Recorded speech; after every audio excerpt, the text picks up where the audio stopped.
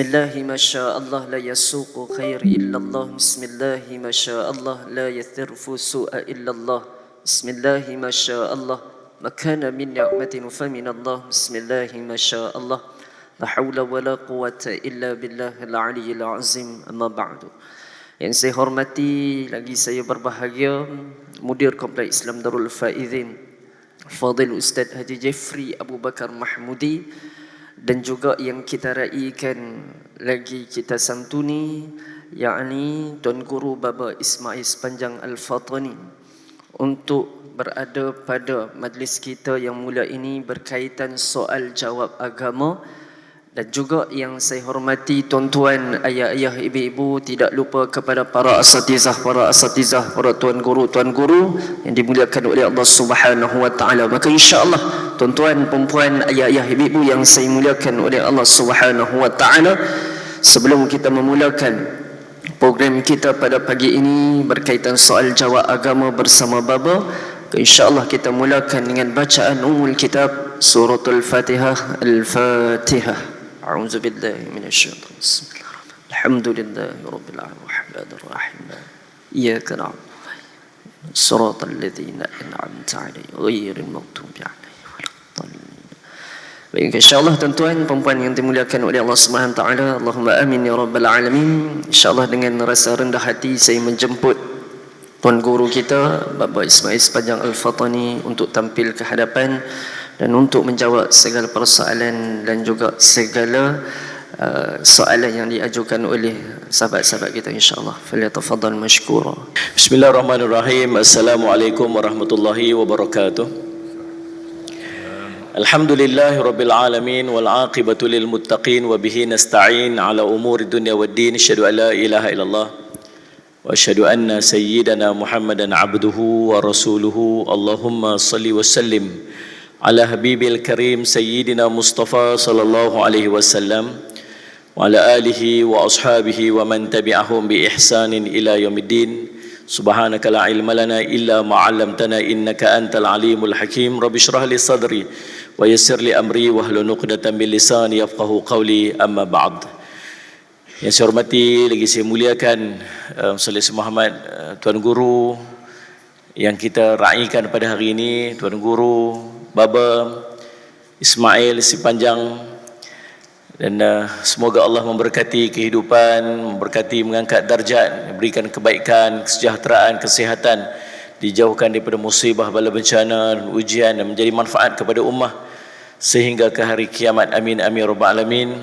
Yang kita raikan juga tuan moderator kita pada pagi ini, Ustaz Azizi. Semoga Allah memberikan kebaikan dan ganjaran yang sebaiknya kepada Fazil Ustaz. Seterusnya para asatizah, alim ulama, ibu-ibu, ayah-ayah, seluruh anak-anak pelajar Saudara Muhammad Darul Faizin, Maktab Mahmud dan sekolah kebangsaan, dan semualah Saudara Muhammad yang hadir pada hari ini. Kita sangat bertuah pada hari ini sebab kita didatangi oleh Tuan Guru kita yang mulia. Pertama kali Tuan Guru sampai kat tempat kita ni, walaupun ejah lah beberapa kali, tapi alhamdulillah kali ini dapat. Syukur pada Allah SWT, dan mudah-mudahan kehadiran Tuan Guru ke tempat kita ini membawa barakah, membawa manfaat, memberi kebaikan kepada kita seluruhnya, insya-Allah. Jadi Saudara Muhammad, saya nak mengambil kesempatan ini juga untuk memesan kepada tuan-tuan untuk memberikan perhatian yang sebaik-baiknya dan menjaga adab-adab ketika kita berada dalam majlis ilmu, terutama di hadapan Baba Saudara Muhammad. Elakkan daripada kita sembang-sembang dan sebagainya, berikan perhatian sebaik-baiknya, insya-Allah. Mudah-mudahan dengan adab kita duduk majlis ilmu ini akan menjadi manfaat atas ilmu yang akan kita peroleh pada hari ini, insya-Allah. Wa jazakumullah khairan katsira kepada Baba yang sudi untuk hadir pada hari ini. Mudah-mudahan Ustaz Muhammad memberikan kebaikan dan keberkatan kepada madrasah kami ini, insya-Allah. Jadi Ustaz Muhammad, saya dengan itu mempersilakan Baba untuk Ustaz Muhammad meneruskan majlis. Falyatafaddal ma'jura wa mashkura. Baik, insya-Allah tuan-tuan, puan-puan yang saya muliakan oleh Allah SWT, soalan yang saya akan ajukan berkaitan soalan-soalan daripada tuan-tuan. Yang pertama, soalan dia, Baba, dosa dan balasan orang yang hina sunnah Nabi dan juga hina ulama. Itu soalan yang pertama. Dan juga soalan yang kedua, gambar scan bayi dalam perut boleh tunjuk kepada orang ataupun ia adalah aurat. Dan yang ketiga, yakni berkaitan apakah hukum menjadi batu api melagakan orang dan menyebabkan seseorang itu bermusuh dengan orang lain. InsyaAllah. Falyatafadhal mashkura. Assalamualaikum warahmatullahi wabarakatuh.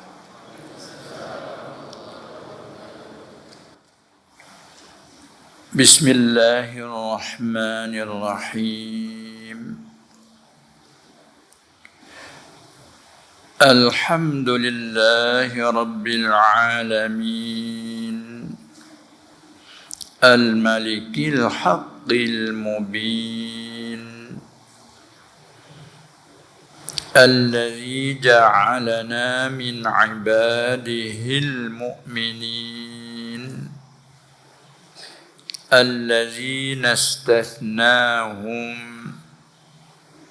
عن الخسران المبين والصلاة والسلام على سيد الأنبياء والمرسلين سيدنا ومولانا محمد الأمين المبعوث رحمة للعالمين وعلى آله وأصحابه الطاهرين والتابعين لهم بإحسان إلى يوم الجزاء والدين. أما بعد، فقد قال الله سبحانه وتعالى في كتابه الكريم: وما أمروا إلا ليعبدوا الله مخلصين له الدين. الآية. صدق الله العظيم. رب اشرح لي صدري ويسر لي أمري واحلل عقدة من لساني يفقه قولي. سبحانك لا علم لنا إلا ما علمتنا إنك أنت العليم الحكيم. ولا حول ولا قوة إلا بالله العلي العظيم. قال النبي صلى الله عليه وسلم: الدين النصيحة الحديث، أو كما قال رسول الله صلى الله عليه وسلم. Yang mulia Tuan Mudir Madrasah yang dinamakan Madrasah Kidas Komplek Islam. Kidas Komplek Islam. Komplek Islam. Oh, Masya Allah. Dan juga kepada Tuan Pengerusi dan kepada semua asatizah, ustaz-ustaz, guru-guru yang bertugas, dan kepada semua ahli jawatan kuasa, dan seterusnya kepada hadirin, hadirat yang hadir, yang membubuhkan peluang keamasan pada hari ini, dan seterusnya kepada anak-anak pelajar.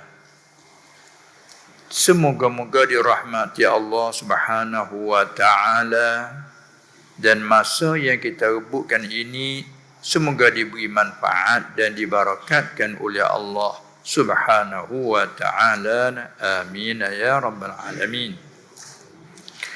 Alhamdulillah. Terlebih dahulu kita ucap syukur sebagai puji hanya bagi Allah Subhanahu wa taala. Ia pencipta sekalian alam, termasuk diri kita ini. daripada alam yang ialah ciptaan Allah, dan ia menjadikan kita ini daripada hamba-hamba pilihannya, iaitu yang beriman. Kerana iman sebagaimana kita maklum bukan perkara yang mudah, tapi juga bukan perkara yang payah. Sekira dengan taufik hidayah dari Allah mudah sahaja, tapi kalau tidak diberi taufik oleh Allah, itu amat payah. Sebab itu Allah Ta'ala berfirman, Inna ja'alna ala qulubihim akinnatan ay yafqahuhu wa fi azanihim waqra. Sesungguh kami menjadikan di dalam hati itu selaput, penutup yang menutupkan mata hati. Sebagaimana nilai Allah Ta'ala menggunakan tabak, cak, macam citakanlah. Bila citakan, dicakkan di atas kertas, maka ia lekat. Begitu juga sebagai penutup tudung bagi apa dia, botol yang diterikan. Air yang di dalam, kita nak membuang tak keluar bila masih ada penutup, kan? Begitu juga kita nak memasukkan yang luar ke dalam pun tak masuk, kerana ada tudungnya. Tudung sudah dipeteri, kan? Tengok botol-botol air dan sebagainya. Bila dipeteri tudungnya, kita nak buang yang dalam, air nak mengeluar, kita curah, tak keluar. Dan kita nak memasuk air luar ke dalamnya pun tak masuk, kecuali dengan buka ke tudung tu. Demikianlah kufur, na'udzubillah min zalik, yang ada di dalamnya. Kita nak mengeluarkan kufur dari hati manusia yang kufur, tak boleh, tak ada daya upaya. Begitu kita nak memasukkan iman ke dalam hati yang sudah ditutup dan dipeteri, tak dapat. Itu Allah Ta'ala kata, Inna ja'alna ala qulubihim akinnatan. Sungguhnya kami menjadikan di atas, dalam hati-hati mereka itu, kami menjadikan penutup maknawi. Ibarat bagaikan penutup tudung tadilah. Ayyafqahuhu. Itu bila kami menjadi, mereka tidak fahamlah. Supaya mereka tidak faham, tak erti, tak usah cerita apalah, tak terbuka. Wa fi azanihim waqra, dan kami menjadikan di dalam telinga mereka penyumat. Penyumat seperti sesuatu lubang bila disumat, kan? Begitu juga. Oleh itu Allah Ta'ala kata, wa in tad'uhum ilal huda, dan jika sekiranya engkau Muhammad seru, panggil, laungkan mereka kepada jalan petunjuk, falan yahtadu idzan abada, maka tak akan. Allah Ta'ala guna lan, tidak kata fala yahtaduna. Allah guna falan yahtadu. Wa in tad'uhum ilal huda falan yahtadu. Orang mengaji nahwu kata lan amin nasab, lan harfu nafyin wa nasbin wa istiqbal. Maknanya nafi itu hadapkan yang akan datang. Lalu itu makna falan yahtadu, maka tak akan dapat petunjuk. Bukan hanya hari ini tak dapat petunjuk, tak akan dapat petunjuk izan ketika itu. Orang mengaji kaedah tanwin iwad, ganti daripada jumlah. Izan iz ja'alna fi qulubihim ala qulubihim akinnah. Ketika kami menjadikan mata hati mereka dipterikan, telinga mereka disumatkan, ditutupkan, ketika itu tak akan dapat petunjuk mereka itu abadan, taukid pula, selama-lama. Na'udzubillah min zalik. Inilah yang dikatakan awal tadi, iman bukan mudah, Bukan hanya ambil, masuk, bukan, jika tak kehendaki Allah. Dan begitu juga kufur, apa dia ni bukannya apa dia payah bila Allah Ta'ala kehendaki. Kan? Bila Allah Ta'ala kehendaki, mudah je. Cuba tengok penentang-penentang yang menentang orang Nabi-Nabi, terutama tengok Nabi kita Muhammad sallallahu alaihi wasallam. Pada peringkat awal, Abu Sufyan berkata menjadi musuh. Bukan sekadar musuh biasa, dia jadi ketua, dia pemimpin, membawa rombongan. Apa dia Quraisy, musyrikin. Bawa 3,000 mari serang Madinah pada peperangan Uhud, kan, diketuai oleh Abu Sufyan. Berikut pula dibawa pula kali lagi 10,000 dari Mekah Quraisy mari serang pula. Dia terkenal dengan perang Ahzab, perang Khandaq. Jadi kita dah kata wahazamal ahzaba wahdah. Diketuai Abu Sufyan. Begitulah beberapa kali. Tapi akhir dengan taufik hidayah dari Allah, peluk beriman dengan mudah. Kan? Kita tengok Abu Jahal. Mereka bawa diketua, pimpinkan Quraisy mai perang Badar. Hampir 1,000 Quraisy. Tengok ia telah di kemalangan, kena potong kakinya. Rebah. Tapi tak sanggup beriman. Tengok tak boleh nak melawan lagi. Ia kata, baik aku pilih mati pada menerima agama Muhammad. Tengok. Sallallahu alaihi wasallam. Ini tempat kita sebagai nak buat contoh bahawa iman bukan senang. Tengok kalau rega dia sendiri, yakni bapa saudara dia Abu Lahab. Kami dibaca-baca ayat tu. Tabbat yada Abi Lahab. Sedangkan ia bapa penakan, orang petani panggil. Bapa saudara. Sini panggil tak bapa penakan? Tak panggil. Panggil juga. Sedangkan Abu Lahab ni bapa penakan, bapa saudara. Bukan sekadar bapa saudara, berbesan pula. Kan? Anak dia 2 lelaki. Anak Abu Lahab tu. Berbesan pula dengan Nabi Muhammad sallallahu alaihi wasallam. Anak saudara lagi besan. Iaitu Ruqayyah Ummi Kalsum.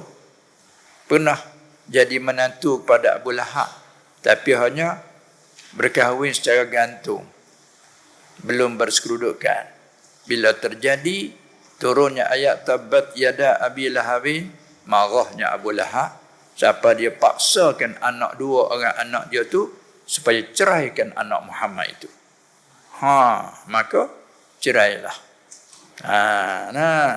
Itu nak menyatakan bahawa bapa saudara, kalau kira agak daging darah lah. Paling dekat walaupun bukan bapa akak, bukan bapa kandung, tapi bapa saudara, macam ke bapa kandung lah. Tapi Allah Ta'ala tak kehendaki beriman. Awak-awak orang yang menjerakahkan ialah Abu Lahab. Ini nak menyata lagi bahawa iman bukan mudah. Bukan boleh ambil macam apa kita cari. Dengan tak kehendaki Allah. Bila kita faham di situ, di sinilah kita terasanya nasib baik kita ini. Ni tempat kita rasa syukur, tak ada nak syukurlah nikmat terbesar Allah Ta'ala bagi kepada kita. Lagi pula kita kalau kira dari segi keturunan, kita bukan keturunan dia, katakanlah.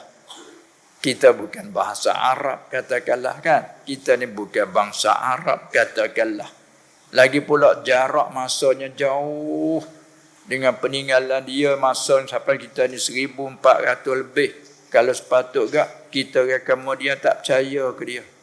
Kan tak pernah kita lihat dia, tak pernah kita dengar suara dia sendiri. Hatta mimpi pun tak pernah jumpa dia kan. Nabi SAW. Tapi Allah, Masya Allah, Allah Ta'ala bagi kepada kita nikmat iman. Inilah tempat kita kena syukur ni. Allah Ta'ala bagi iman. Beriman dengan tidak ada syak, tidak ada ragu. Bila kata perkataan sah daripada Nabi SAW, walaupun ia cerita barang yang kita tak dapat lihat dengan mata kepala. Dan kita tak pernah dengar dengan telinga cerita kita akan mati, lepas mati akan hidup balik. Hidup balik akan terima balasan. Ada macam-macam balasan secara umum, emma balasan baik, emma balasan buruk jahat, syurga atau neraka. Kita percaya dengan senang dan mudah. Bila disebut kita akan hidup balik, kita percaya. Tak ada kata, macam mana hidup balik setelah hancur lebuh. Dah yakin hidup balik. Ini apa ni? Ini daripada taufik dari Allah Subhanahu Wa Taala. Itulah yang kita perlu syukur.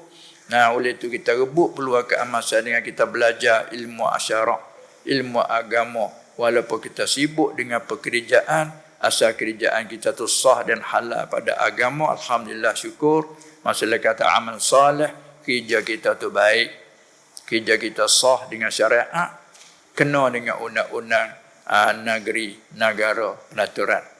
Dan juganya, apa dia? Di samping kita sibuk dengan kerja, kita naklah rebut. Kalau orang petani panggil rebut masa. Sini panggil? Tak panggil, tak cakap gitu. Curi masa. Nanti dia. Orang sini panggil curi masa. Jadi curi hak halal ni. Biasa bila sebut itlak curi ni, kita fahamnya haram curi.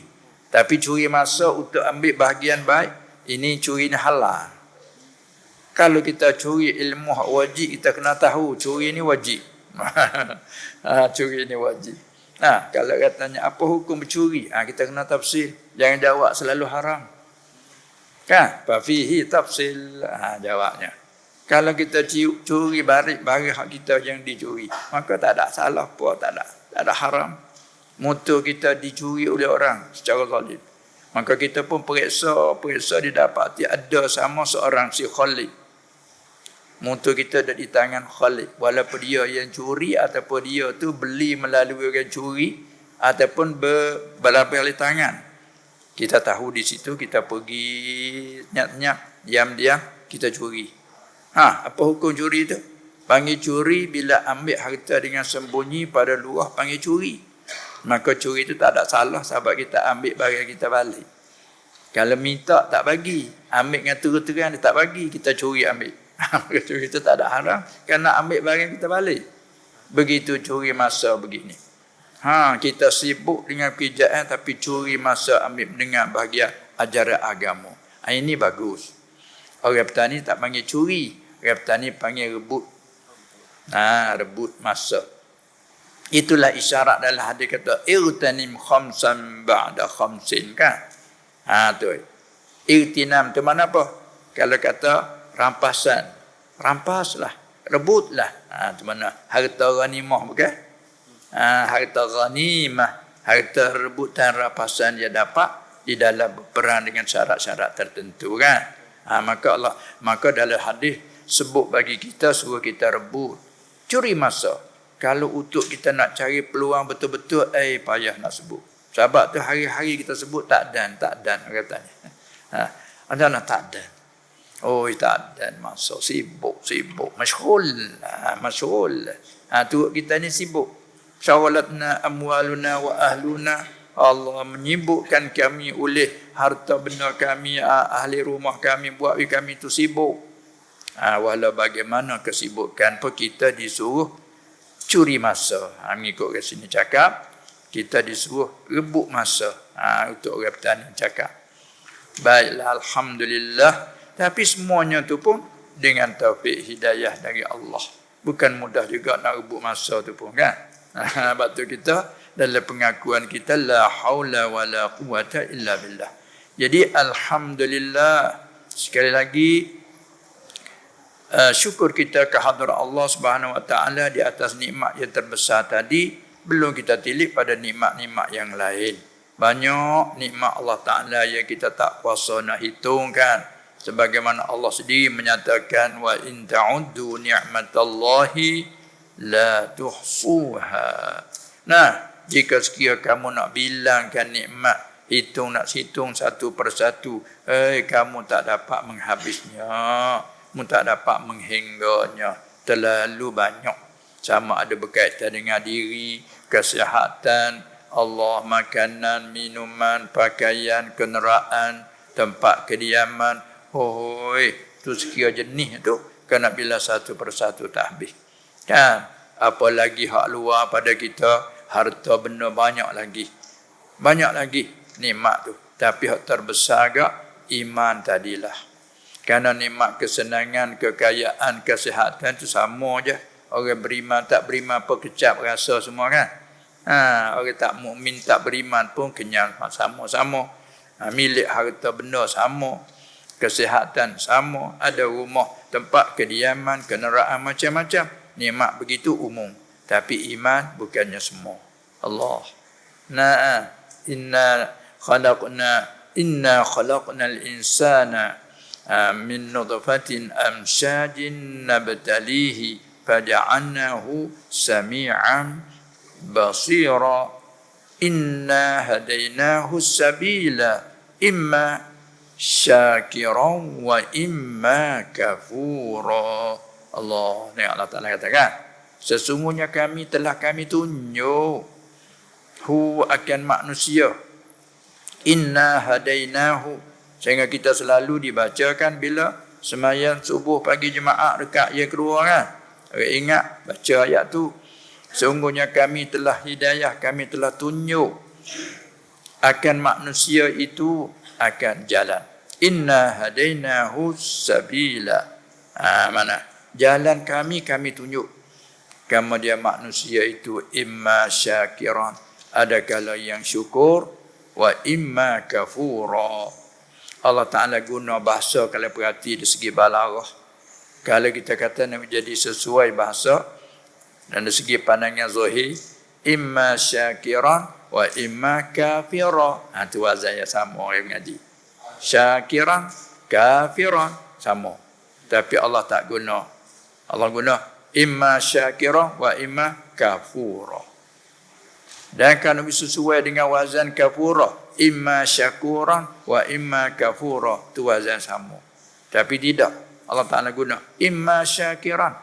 Ada kala manusia yang kami telah tunjukkan tu yang syukur, guna dengan sirat wasah wazan isi fa'il biasa. Manakala balik kufur dia guna dengan sirat mubalarah. Wa imma kafura. Ini kita nampak bahawasanya balik yang syukur dengan balik kufur ni ramai kufur. Nah, yang sangat kufur, kita orang mukmin dah kau kufur. Kufur apa? Kufur nikmat kan. Itu dia. Kita mukmin di segi agama, kita orang beriman, orang memeluk Islam. Tapi di samping itu kita ada kufur nikmat. Allah Ta'ala guna kafura. Yang banyak kufur agama, apalagi kufur nikmat.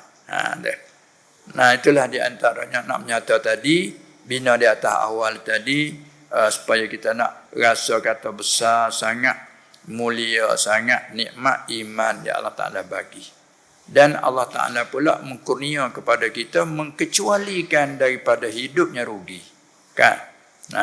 Alladzina istathnahum, orang mukmin ialah orang yang telah mengkecualikan mereka itu oleh Allah anil khusranil mubin, daripada rugi yang nyata.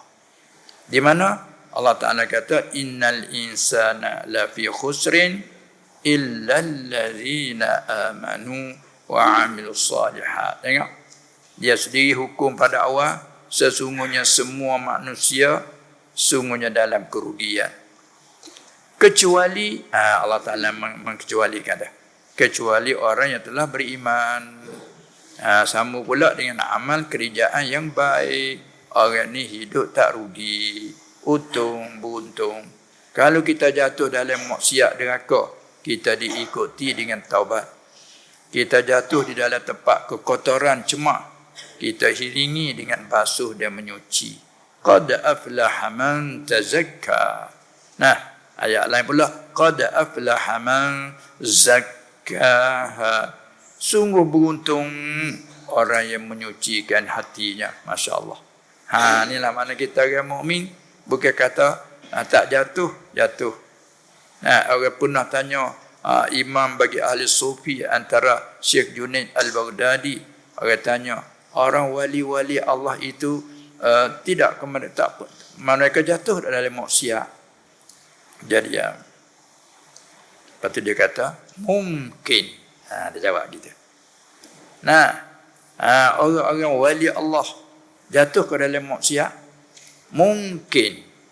Tapi kalau orang Nabi mustahil. Tu beza nah. Tu maksum orang Nabi, ismah dia tu orang dalam jagaan Allah, mustahil jatuhnya maksiat. Oleh itu apabila tengok ayat hadis nampak memberi wahamkan berlaku maksiat, wajib kita takwil. Jangan kita pegang dengan zahir. Kerana kita nak jaga kemuliaan nubuah dan risalah. Orang yang dipilih oleh Allah Ta'ala, dia letak jadi Nabi dan Rasul ni orang yang bersih. Kalau nampak ayat-ayat yang menunjukkan atas bawah jatuhlah kesalahan, wajib kita takwil. Jangan berpegang dengan zahir. Nah, itulah sebagai laluan kita sementara nak menuju kepada soalan yang telah dibentangkan tadi. Lalu itu kita ulang kembali kepada soalan yang telah dibentangkan tadi. Cuba ulangi sekali lagi soalan yang pertama itu. Dosa dan balasan orang yang hina sunnah Nabi. Ya, baiklah. Dosa ni kalau kita nak Melayu betul, apa dia dosa ni? Denda. Kita selalu panggil dosa kan? Dosa. Dosa. Jadi kalau undang-undang dunia panggil apa? Kita tak panggil dosa dah. Kita panggil apa? Bila orang langgar undang-undang, kita panggil orang yang berdosa. Tak panggil? Kita panggil apa? Orang yang bersalah. Tu dia lah tu. Nah, ni orang yang berdosa. Tu dia. Nah, tak panggil orang berdosa. Ni orang yang bersalah. Itulah makna yang berdosa, makna orang mengerja kesalahan. Maka kesalahan tu ada balasannya. Itu. Orang buat baik ada balasannya. Orang buat baik ada balasannya. Dipanggil fahala. Ganjaran. Ganjaran tu daripada Arab tu lah ajran. Kita jadikan Melayu campur-campur lah tu. Campur-campur punya gajaran. Kita tukar kita jadi ga lah. Gajran. Kalau Melayu betul ke apa? Gajaran ni. Pahala. Pahala tu pun jadi luar Sanskrit. Kalau Melayu kampung, apa pahala? Baik. Kita kerja. Kerja maka upah. Maka janjilah dengan Tuhan punya upah kan? Kamu kerja buat ini dalam masa sehari akan upahnya 1,000. Maka 1,000 tu panggil apa tu? Upahan kan? Panggil habuan. Maka habuan bila kita bercakap dalam bab upah, panggil upahan. Kalau kata bercakap maka gaji. Maka itu juga panggil ajaran juga. Gaji. Kalau kita bawa kereta penumpang dengan alamat sewa, ajaran juga panggil penyewa. Rumah sewa panggil ajaran juga kan. Itu nak erti bahasanya ajaran, pahala tu luar Sanskrit. Bahasa siapa panggil pun. Kalau pun kita terjemah betul, pun lamai buah kayu. Macam buah durian, buah apa tu panggil pun. Pun labun. Dia panggil pahala. Luar Sanskrit kata pahala. Bahasa saya panggil pun. Bila pun kalau jumlah betul, buah. Kalau pokok di sana berbuah, buah tu pun. Maka kita ada kerja sembahyang, puasa, apa itu ni, ada pun, ada buah. Itulah. Tu. Baik. Maka pun tu baik mari tu, buahan je tu. Kalau buah kau baik, kita panggil pahala. Kalau ada kita bekerja bagi jahat, tu baik buah juga. Tapi buah kau jahat. Tu panggil apa dia? Tu dosa. Balasan dosa. Itulah. Jadi kembali kepada soalan tadi, orang yang menghinakan apa? Menghinakan sunnah Nabi sallallahu alaihi wasallam. Itu salahnya besar. Dia panggil menghina tu salah besar. Adapun tak buat, tak mengikut, itu tak masuk di dalam salah besar. Kita lebih dulu, kita kenal dulu bila sebut perkataan sunnah. Kerana di hari ini, makruf sangat kelimah-kelimah tu di manusia tu paling masyhur.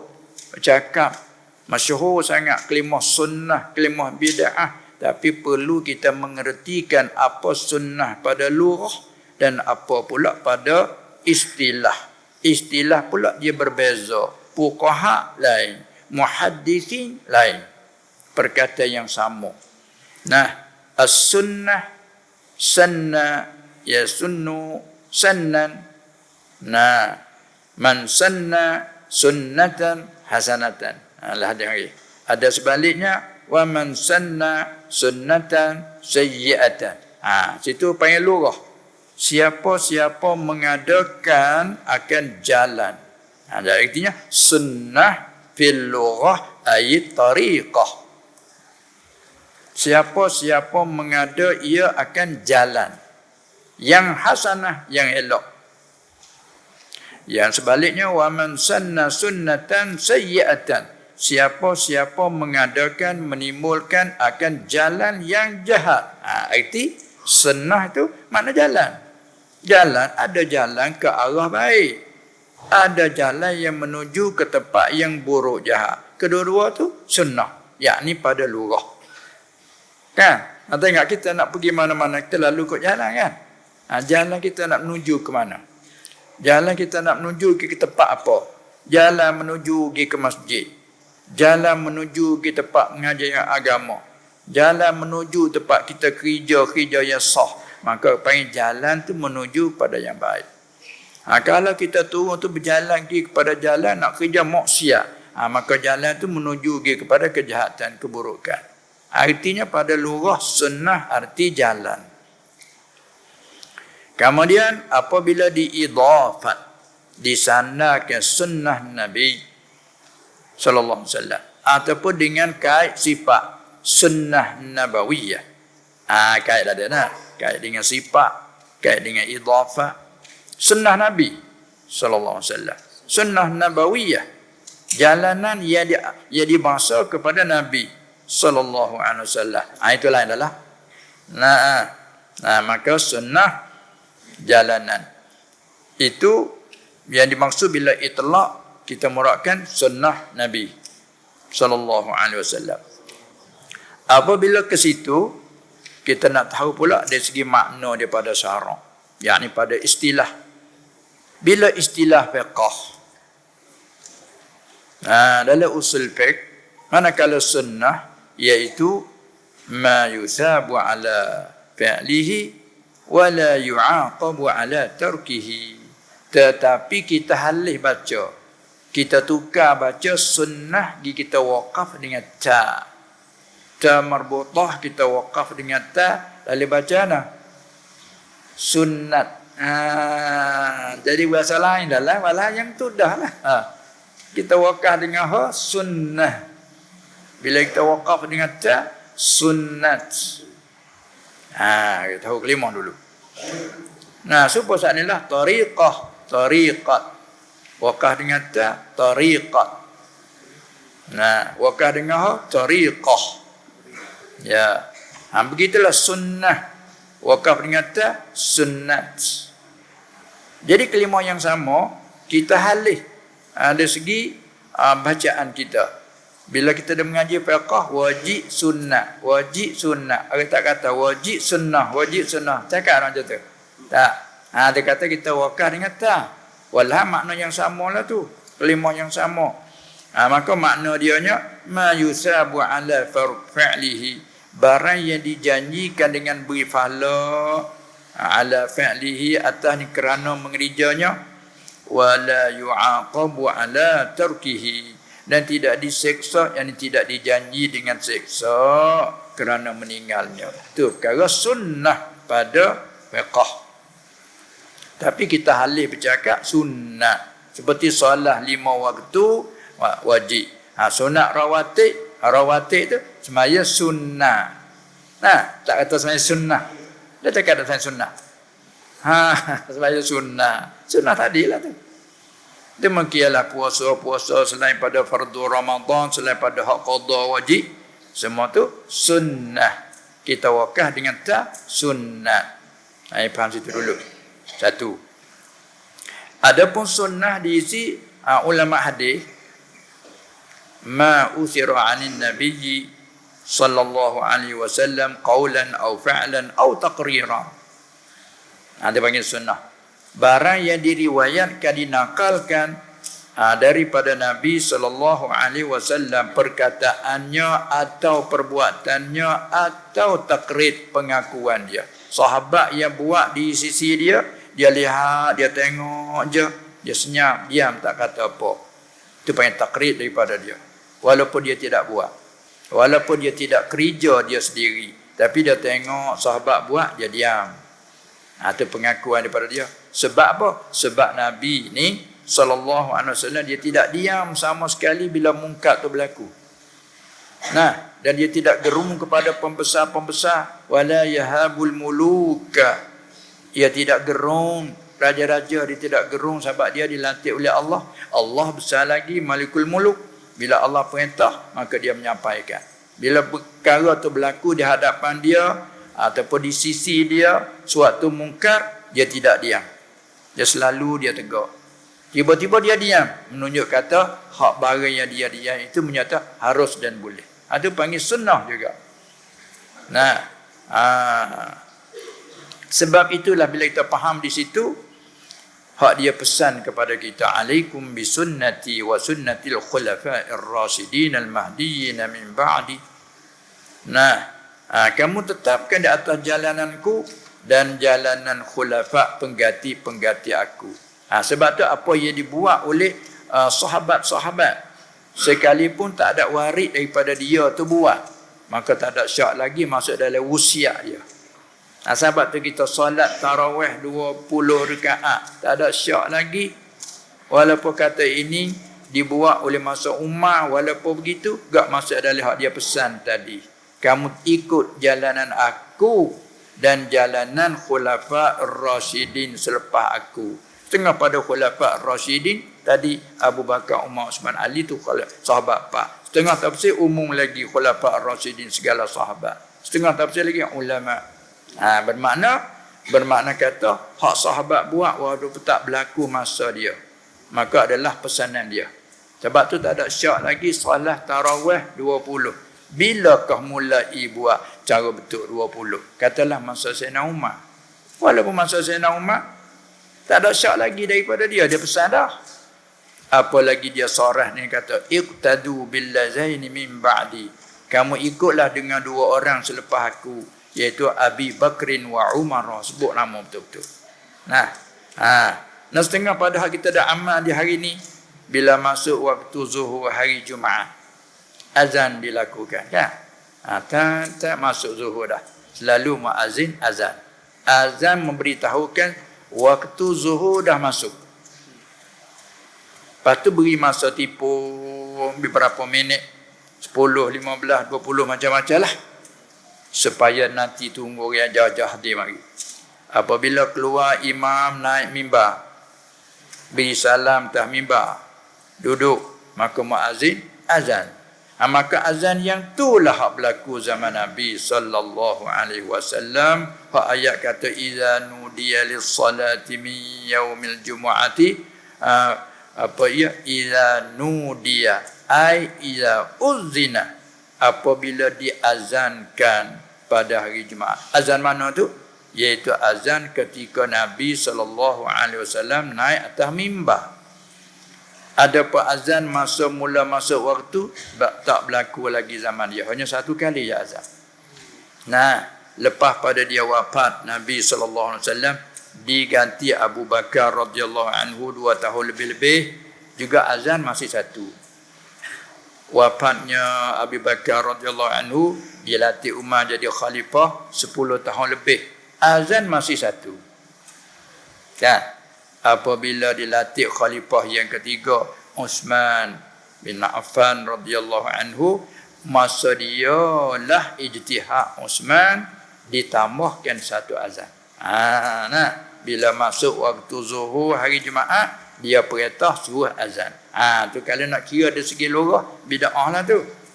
Tambahan rakaat yang tidak ada masa nun tu, panggil dari segi lorah. Tapi siapa yang suruh tu? Uthman. Uthman siapa? Khulafa ar-Rasyidin. Maksudnya kata alaikum bisunnati wa sunnatil khulafa. Arti azan yang dilakukan oleh Uthman masuk dalam pesanan dia. Arti panggil sunnah. Dibasakan kepada Nabi sallallahu alaihi wasallam dengan jalan istinbat. Jadi tak ada syak lah. Sebab tu kita jangan ragu-ragu kalau kata kita marilah ikut hanya sunnah Nabi saja. Sallallahu alaihi wasallam kita tak ikut, tak perlu pada yang lain kerana yang lain tak maksum. Jangan kita ucap lagi tu, memberi waham dan keliru kepada orang awam. Kemudian bila dah nyata, terkadang masa Nabi sallallahu alaihi wasallam, masa Quran diturunkan, tidak ada sesuatu yang berlaku. Lepas pada dia wafat, mari berlaku. Apabila berlaku, beripunlah di kalangan para sahabat untuk nak menentukan masalah ini harus ke tidak, apa nak kata di segi hukum. Tanya. Siapa ada ayat hak dengan ayat mengenai dengan masalah ini? Tak ada. Siapa ada dengan hadis-hadis yang mengenai dengan masalah yang berlaku ini? Orang sini panggil isu. Bila baru timur panggil isu kan? Isu timur. Baru timur isu baru. Jadi bila lepas pada dia wafat dah, timur isu masa sahabat. Lalu dia berhimpun di kalangan sahabat, fuqaha, sahabat, pakai bincang. Bila bincang, apakah hadis, siapa kata dengar hadis mengenai dengan masalah ini? Tidak ada jalan nas. Bila tidak ada itu, tanyalah. Orang tanya pendapat masing-masing. Kamu apa nak kata? Saya dapat begini. Ini dapat begini. Dapat. Terbit satu kata. Tu dia panggil ijma'. Panggil ijma'. Sebab ijma' dia tak berlaku masa dia ada. Tak boleh nak kata ijma'. Sebab ada masalah kita tanya dia. Supaya kita ada guru ni. Guru besar kita ada ni. Ada masalah di kalangan kita, ustaz-ustaz dan sebagainya. Kita kapung. Ada masalah, kita cari guru tu. Apabila dia tak ada, kita adalah murid-murid para ta'ah dia ni. Manakala dia tak ada, kita bincang. Masalah yang isu baru ni macam mana kita nak kata. Tu baik sekata. Dia panggil ittifaq di kalangan kita. Walaupun khilaf dengan orang lain. Semua lain pun kata satu je. Ijma' semuanya. Tu bandingnya. Begitulah. Baik. Apabila nyata dah perkara itu sabit pada sunnah. Menghinakan sunnah tu masalah salah besar. Salah besar. Adapun kita tidak amal dengannya, tak apa. Contoh seperti kita kata, ini masalah taruh janggut. Taruh janggut. Ini orang panggil apa? Satu sunnah. Sunnah dari segi apa tu? Dari segi sunnah pada bab hadis, muhaddis. Bila kita mari di segi fiqh, khilaf ulama di kalangan taruh janggut, kita orang lelaki bagi orang yang ada janggut. Bagi orang yang ada janggut, kita taruh, kita simpan. Kita simpan. Ada simpan janggut dah. Kita orang ada janggut, kita simpan. Simpan tu, lepas tu cara menasabahnya kita ada orang kalau macam Pakistan kau menasabah dengan dia dah. Kita sini tu menasabah dengan betul kita. Nak rutin tapi kita simpan, kita tidak cukur dia. Maka ini sabit dengan sunnah. Perbuatan Nabi SAW. Lepas tu dari segi hukum fiqh pula. Apa nak hukum fiqh ni tentang taruh janggut ni? Khilaf di kalangan ulama fuqaha, kebanyakan mengata wajib. Kata setengah sunnah. Sunnah makna sunnah. Kita kena halis supaya nak hilal keliru. Sunnah.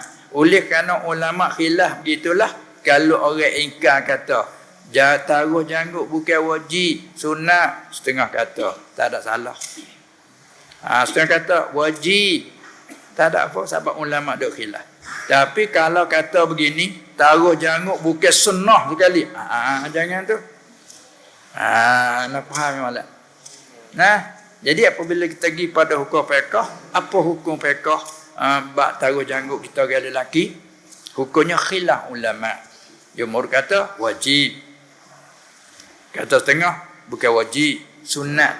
Itu kembali pada tarikh. Wajib maknanya kalau nak cakap atas kaum bila kita nak bina di atas kaum kata wajib, masalah tarikh ma yusabu ala fi'lihi wa yu'aqabu ala tarkih. Barang yang dijanji dengan beri pahala apabila kerja dan dijanji seksa dengan tidak mengerjanya. Itu jika kata wajib. Kalau kata sunat, dijanji beri pahala bila kerja dan tidak dijanjikan dosa seksa apabila tidak mengerja. Itu sunat. Tapi kalau kita pergi Nabi kata bukan sunnah, muradnya bukan sunnah Nabi SAW. Itu salah besar, itu salah besar. Nah, lepas tu kita hukum, bila tanya hukum, kenapa mu apa nak tanya hukum macam mana taruh janggut? Jangan kata wajib, jangan kata sunnah. Kenapa mu tak taruh? Aku tak sedar taruh janggut. Tak ada masalah, tu bukan ingkar sunnah. Tak kalau ada kawan kata sunnah, tak payahlah tak taruh pun, tak ada berdosa ke ada kawan kata sunnah. Itu. Contoh dia lagi seperti semaya witir. Tu kita ibadat pula, ibadat. Semaya witir. Apa hukum semaya witir? Kan mazhab Hanafi wajib amalan la i'tiqadan. Wajib dari segi kerja mesti, tak kerja witir haram mazhab dia. Kalau terus tak semaya witir, siapa tanggal syahadah keadilan tak boleh jadi saksi, orang fasik je kira. Tu mazhab Hanafi wajib. Adapun jumhur semaya witir sunnah muakkadah. Nah, sebab tak ada retak maya witir, tak ada berdosa lah bila kita cakap atas sunnah. Tapi kalau bercakap mazhab Hanafi wajib, orang tak kerja semaya witir itu berdosa. Tapi kalau kata semaya witir bukan sunnah Nabi, tu tak boleh salah besar. Tu kena faham itu dah. Maka kena tanggung situlah soalan kata apakah orang menghinakan sunnah tu murad begitu. Kena hurai dulu. Nah, tu dia. Itulah sunnah jadi maksudkan hak tu. Tengok Imam Syafi'i radhiyallahu anhu. Kebetulan dia duk cukur, duk gunting bulu ketiak. Bulu ketiak. Nah, dia duk gunting. Murid dia masuk pergi ziarah imam, ziarah guru dia, kebetulan dia duk gunting bulu ketiak. Apabila guru lagi, murid main ziarah, dia kata aku tahu, Imam Syafi'i kata, bahawasanya as-sunnah itu dicabut.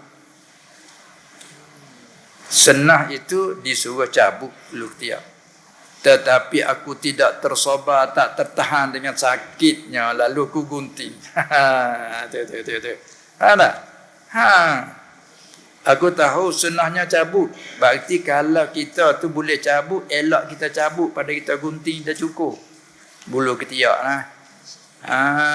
Bulu ari-ari pot-pot tu juga kalau boleh cabut. Sakit gunting cukur. Itu. Jadi kita tidak ingkarkan sunnah disuruh cabut bulu ketiak tu. Kalau kita bulu nipi-nipi kita cabut prah. Hak tu lagi elok cabut. Nanti macam kata aku tahu sunnahnya disuruh cabut, tapi aku tak tahan dengan sakit lalu aku gunting. Ada. Jadi kata bukan sunnah sekali. Jangan. Sebab tu apa-apa kita nak tahu tu, kadang-kadang kita tak tahu, kadang kita bercakap lepas. Yang salah kita tak tahu tempat salah. Sebab itulah kita terhati dengan ilmu ni tak boleh berdiam diri. Kita kena rebutlah peluang. Supaya kita ambil tahu. Muskil kita tanya. Baik. Lepas tu? Soalan kedua, gambar scan baby. Gambar scan baby dalam perut. Apa tu? Boleh tunjuk kat orang ataupun ia adalah aurat. Gambar baby dalam perut. Ya. Dia asal begini. Masalah baby tu tak apalah dia kecil. Masalahnya ni si ibu baby tu. Tu dia. Si ibu baby tu. Maknanya yang maksudnya perempuan yang mengandung zaman sekarang. Nak tahu sangat-sangat baby. Banyak panggil baby. Janin. Dia panggil janin, anak yang di dalam perut tu. Kerana tersembunyi pada mata kita panggil janin. Bagaimana jin terlindung daripada mata panggil jin. Nah, maka anak yang masih dalam kandungan panggil janin. Kerana nak lihat dengan mata biasa ni tak nampak. Lalu tu lah ni ada alat canggih. Nah, boleh kita apa dia? Panggil apa tu? Panggil seperong ke panggil apa? Panggil apa? Sekan. Sekan tu Melayu ke orang putih? Putih. Nak Melayu tu ke apa sekan? Teropong. Imasan. Orang Melayu ni tak ada kat di petani kita ni. Imbasan. Oh, tu sekan. Jadi kalau kita nak balik mudah-mudah ke huraian, betul kata macam takat gambar lah mudah-mudah, tapi dia takat bahagian di dalam. Ya. Gitulah rupanya. Jadi masalahnya diri sekan tu, kalau kita kira dari segi hukum syarak kita, adakah masuk dalam darurah sangat bahajat kepadanya? Masuk tak? Dalam kata darurah? Tak masuk tak masuk. Bila tak masuk dalam darurah, kita nak sekan juga supaya nak tahu dah. Pasal nak tahu sangat baby ni laki ke puan. Nak tahu sangat ni. Selalu alat canggih ada sekan. Yang juru sekan tu siapa dia? Ada laki, ada puan. Kalau laki tak ada masuk dalam darurah. Bila tak masuk dalam darurah, maklumlah dia lihat aurah tu. Nah, ada ketika darurah tu lain masalah. Ad-darurat tubihul mahzurat. Ketika nak melahir, kebetulannya bidan perempuan tak ada. Ya adanya perempuan lelaki atau lelaki ada bidan lelaki. Tak sepak dah dengan masa yang begitu sangat. Itu panggil darurah. Ad-darurat tubihul mahzurat. Tapi kalau boleh kita ijazahkan, elak perempuan lah. Sebab itu bila kita sakit, kita nak pubat, harus tak kita orang lelaki pubat dengan perempuan? Dan sebaliknya perempuan pubat dengan doktor lelaki. Kalau tidak ada darurah, seelaknya kita ijazahkan. Perempuan, lelaki. Itu pada asalnya begitu. Mana Islam ni sangat-sangat cermat. Islam ni sangat-sangat cemuru. Sebab dalam hadis kata la ahada aghyaru minallah. Tidak ada seorang pun lebih cemuru daripada Allah. Allah ni cemuru. Tandanya sayang katanya. Ada ke tak kata kan? Cemuru itu tandanya sayang. Sayang. Maka Allah ni cemuru ni. Dia sayang ke hamba dia tu. Sebab tu kita jangan membukakan aurah, mendedah ke aurah, bukan orang yang halal. Allah cemuru, sayang pada kita. Wala yubdina zinatahunna. Janganlah perempuan-perempuan menzahir, membuka, mendedahkan tempat-tempat perhiasan mereka. Cemuru lah tu. Bila membuka ke tempat-tempat ke perhiasan, nanti menimbulkan keinginan syahwat, membawa kepada jatuh dalam lembah yang terbesar. Maka larang wala taqrabu. Walaupun tempat nak besarnya wala taznu, yahnusanu. Jangan kamu zina hak nak besar. Tapi nak larang situ mainlah wala taqrabu. Ada mari daripada sirap hampir, jangan kamu hampir. Kerana hampir itu menyebab. Daripada situlah syarat mari itu al-wasa'i hukmul maqasid. Kan? Maka sekan tadi kita nak takak ambil anak dalam bayi dengan alat canggih. Kalau takak dengan telefon ni tak akan tak lekat.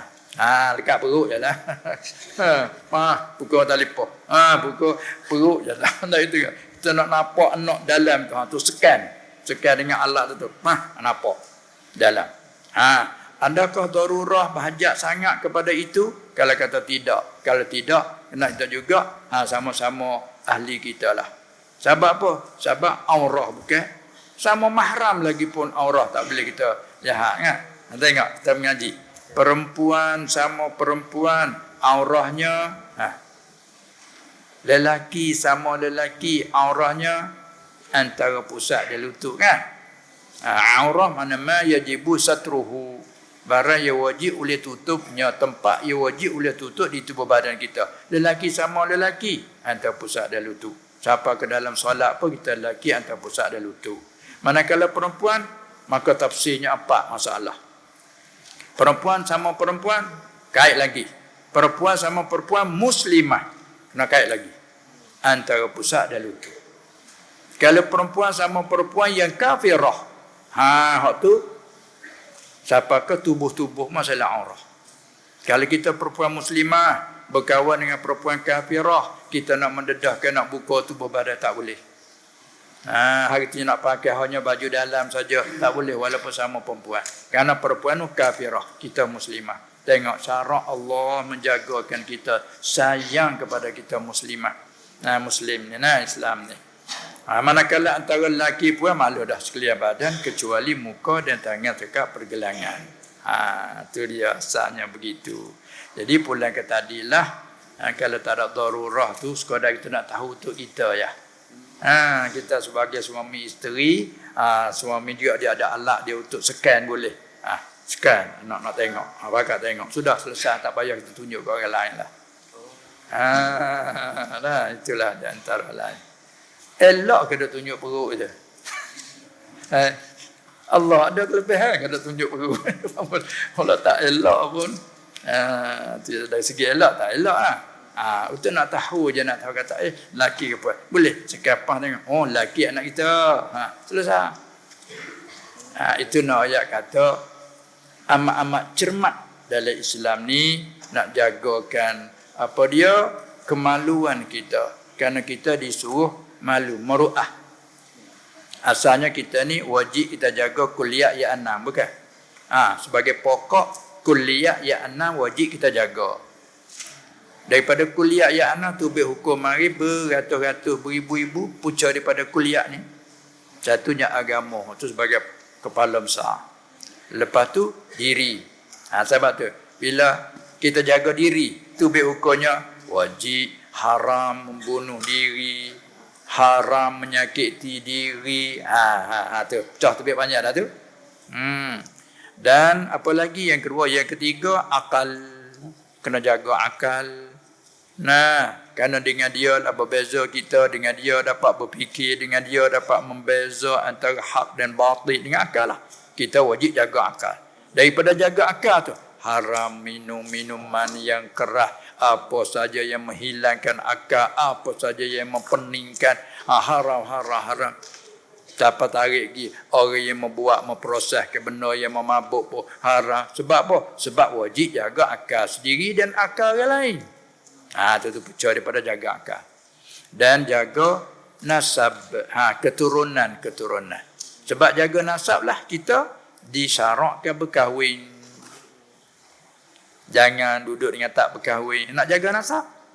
Daripada itu juga kita ditutupkan aurah. Nak jaga. Kerana nasab yang mulia, nak berkahwin kena ada kupunya. Kata mengaji fiqh. Wal kafa'atu mu'tabaratun fin nikah. Kupu itu ialah diiktibar pada nikah. Sekiranya kita nak berkahwin dengan yang tidak kupu, tak sah kalau tak diredai oleh walinya. Perempuan, anak imam, anak raja di imam, anak tu imam, anak tu alim, tu guru, anak orang yang berlebay-lebay perempuan. Dia berkenan kepada lelaki yang tidak keturunan itu. Biasa. Sekiranya kalau wali tak redha, tidak sah dia berkahwin. Walaupun bawa pindah ke mana-mana pun. Ini Allah Ta'ala nak jaga nasab. Sebab tu perempuan Arabiyah, perempuan bahasa Arab. Bahasa Arab ia lebih pada bangsa lain cara umumnya. Perempuan Arabiyah nak berkahwin dengan lelaki yang bukan Arab, kalau wali tak redha, tidak sah kahwinnya. Nak jaga nasab dia lebih. Ada pun lelaki tak ada hal lah. Lelaki Arab nak kahwin dengan siapa saja, tak ada hal lah. Nak kahwin dengan Melayu pun anak jadi Arab lah. Perempuan Melayu ke, perempuan Cina ke, apa bangsa saja, tak masalah. Tapi kalau perempuan Arabiyah, kerana bila anak yang nasab pergi kepada suami kan, lalu itulah terhati tak redha. Begitu juga kita sebagai bapa wali mujbir, kita ngaji fiqh. Kita sebagai bapa, anak dengan kita panggil kita wali mujbir, ataupun kitanya datuk bapa ke bapa ke atas. Nasbah dengan mauliah kita cucu ataupun cicit, panggil wali mujbir lah. Boleh kita menggerasi mengkahwinkan anak perempuan kita, tapi syarat ia masih bikir. Walaupun ia tak mau. Bila ditanya, Aminah, kamu mau tak kepada si Khalid itu? Tak mau. Tapi kita sebagai ayah ni, kita paksa juga mengkahwin dia. Sebab kita berkenan kepada si Khalid ni orang yang bagus, keturunan dia bagus. Kita, anak tak mau. Kita ijbar boleh kahwin. Dengan syarat, satu dia fikir. Kalau dia dah jana, tak boleh. Nak paksa tak boleh. Nah, yang kedua syarat kena ada isi kahwinnya. Dia nak kata apa tu? Nak jaga kafaah. Tu nak ayat mulia tak mulia kita orang Islam ni. Diisi Allah Subhanahu Wa Taala. Moga dah bawa agama dia. Inna dina indallahil Islam. Pak kita dah bawa agama dia, mulialah. Bila mulia dia jagalah kemuliaan ni. Lalu itulah. Jadi nampak agaknya susah sikit nak sebah dengan orang lain tu. Tu mana kata sayang tu, cemburu itu tandanya sayang. Tengok kita dengan anak. Kadang-kadang anak kita sayang. Nak pergi. Nak pergi mana? Tak boleh. Ayah, nak pergi situ sebentar. Kalau dah nak pergi nak pisah. Nak pergi situ tak boleh. Orang lain boleh ambil orang lain. Ni anak ayah tak pernah, tak bagi. Apa tu? Kerana sayang dia bimbangnya. Tu. Jadi agak susah kalau pihak anak tu. Oi, ayahku susahnya, ayahku payahnya, ayah orang lain tak payah. Masalah kita sayang ke anak. Tu. Maka begitulah, sebab itulah kita orang Islam dengan dia hukumnya. Itu kena solat. Nyusah ke tu? Tu macam dia. Jadi bila kita kembali kepada asas, moga kita bawa agama Islam hak Allah. Allahnya menyuci agama dia. Pas kita bawa agama dia, lalu dia jaga kita. Kamu kena solat. Kamu kena menyuci dengan wudu, janabah. Tengok nah. Ini yang nak kata ketinggian dan kemuliaannya. Dengan demikian, kembali pada asal soalan tadi, kita nak sekan anak bayi di dalam perut, itu kalau kita sesama kita dengan mahram, dengan suami, tak ada masalah lah. Tapi kita nak tunjuk-tunjuk kepada yang lain, seeloknya janganlah seeloknya begitu. Walaupun keadaan di hari ini dah jadi masyhur begitu, tu hal lain. Kita bercakap hukum tu lain. Nah, apa lagi? Anak rambut wanita dekat telinga atau panggil sideburn tu, dikira aurat atau tidak? Dia pada asal rambut. Banyak anak rambut. Ya, rambut daripada ada anak juga. Ada mak, ada anak macam mana anak di mana? Dekat sideburn. Ni. Di sini, lepas tu dia ada panjang tua mari. Kalau kita lelaki, dia panggil apa? Ekoran, sini dia panggil apa dia? Hujung tali tudung. Ni tali tudung kita orang lelaki ni. Bahasa surat panggil tali tudung. Bahasa Kapu panggil apa ni? Panggil apa? Ni. Panggil rebau. Jambang ni. Panggil jambang. Jambang. Jambang. Ini panggil jambang kalau orang petani panggil apa? Orang petani panggil bau. Bau. Ya tu. Macam orang Pakistan awak tu pun kalau taruh bau tu. Jambang panggil tu kita lelaki. Kemudian rambut dia main di ekor ni. Lepas tu panjang lagi. Kalau perempuan panjang lagi. Baik. Jadi orang panggil hak panjang mari daripada ekor dan rambut kan? Panggil rambut kan? Cuma ekor dan panjang tu mari. Jadi pada asal bicara kita, bila perempuan, rambut ini masuk di dalam bahagian aurah ke atau tidak? Rambut tu dulu. Panggil rambut masuk dalam aurah kan? Bila aurah, hak ekoran daripada situ wala panjang mana pun panggil masuk dalam aurah. Sebab itulah rambut perempuan ada daya panjang. Kalau orang Arab ke, oh sampai tumit. Sampai di bawah pada punggung orang Arab kan. Rambut dia tu. Jadi rambut maksud di dalam kata aurah. Sekira dia tutup tapi ekoran rambut duduk luar. Mereka yang terbuka aurah. Begitulah ekoran daripada sini seelaknya kita penaikkan. Itulah. Ini nak menyatakan kata bahawa melianya agama Islam. Siapa? Dia tak bagi duk buka keluar gitu. Kan? Barang terhormat kita buku Tengok kita nak beli barang-barang harga mahal dia dalam buku semua. Kalau kita nak beli batu permata, emas, tidak ada letak gini kan emas. Siapa nak beli boleh ke jamah gitu kan? Tak? Tengok di atas cermin, tunjuk atas cermin tu. Bila kata nak tengok yang mana kita setuju. Tengok atas cermin. Tunjuk yang tu. Bawah jauh lagi tu. Tak boleh nak sentuh. Tengok barang ke mahal. Kalau tu nak beli mata cincin. Kalau hak yang murah-murah tu boleh jamah gitu ya. Ni nak berapa biji, ni Maria. Kau tak boleh. Tapi hak nak 10,000, 100,000 ada. Tapi nak kata ada tu paling. Ada. Waktu baik dalam ni. Waktu baik ada buku pula. Tengok ni ayat atas. Mahal. Pasal mahal. Lalu tu kita muslimah disuruh buku. Kita orang Islam suruh tudung. Tu dia kerana mulianya kita ni. Bukan suruh duk buka begitu. Barang harga mahal dia buka. Jadi murah. Itu dah. Tu nak faham asrar.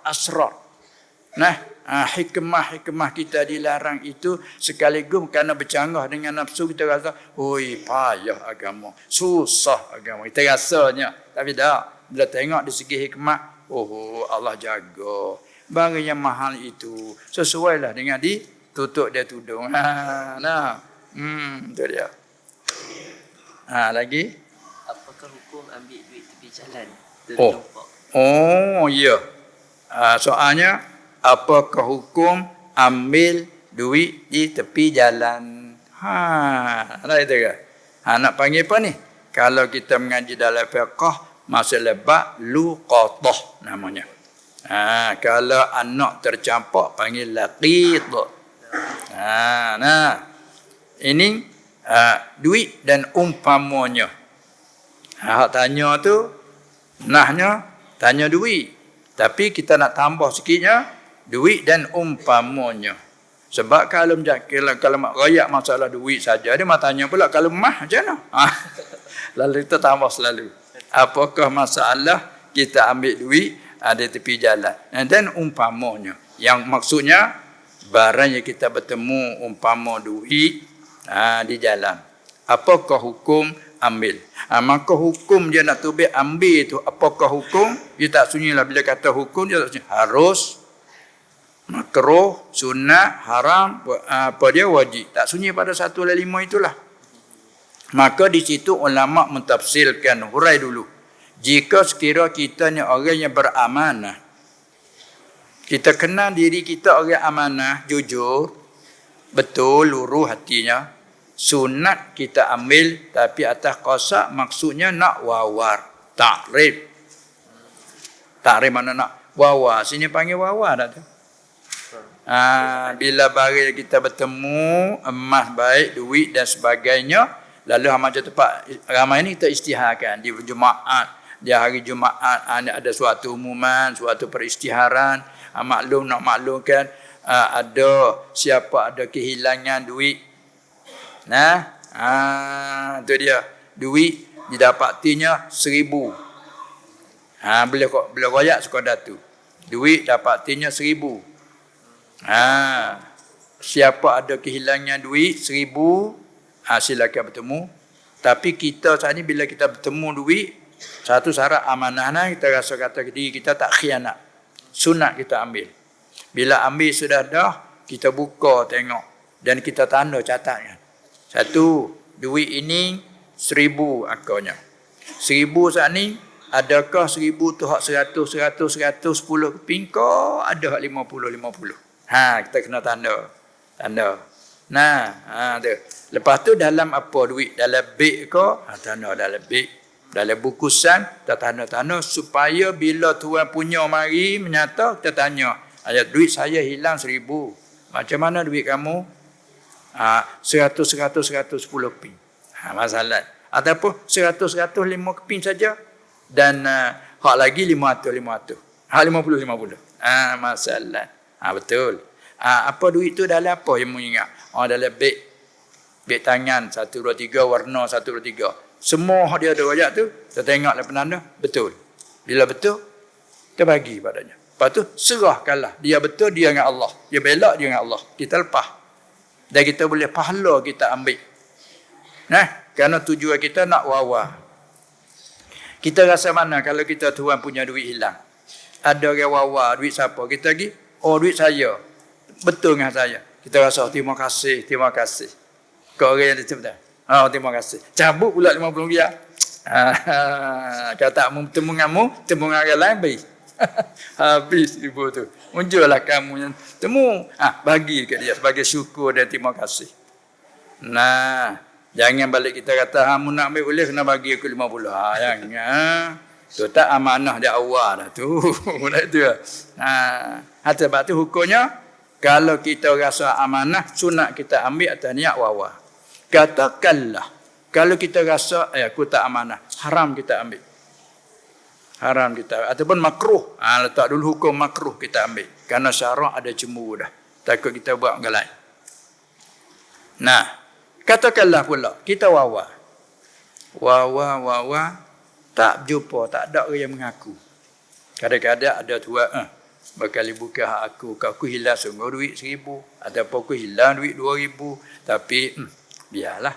Melalui tak mengaku. Maka susah orang duk wawa ni. Duk pegang bagi orang lain ni. Susah. Sebab dia kebajikan besar tu. Duk wawa tu. Tiba-tiba katakanlah wawa mengikut keadaan. Kalau 1,000 raliknya berapa hari orang ingat? Duit ku hilang 1,000. Berapa hari orang ingat? Seminggu? Habis dah tu ingat tu. Sampai seminggu tak 1,000?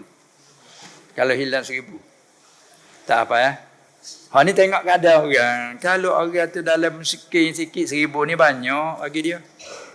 Tapi kalau orang yang berjuta-juta tu 1,000 tu macam seriah. Hilang sini. Biarlah.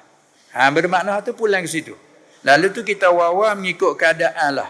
Kita takdir kata seminggu kita dah wawa saja tak ada orang mengaku. Maka harus bagi kita menjadikan tamalluk.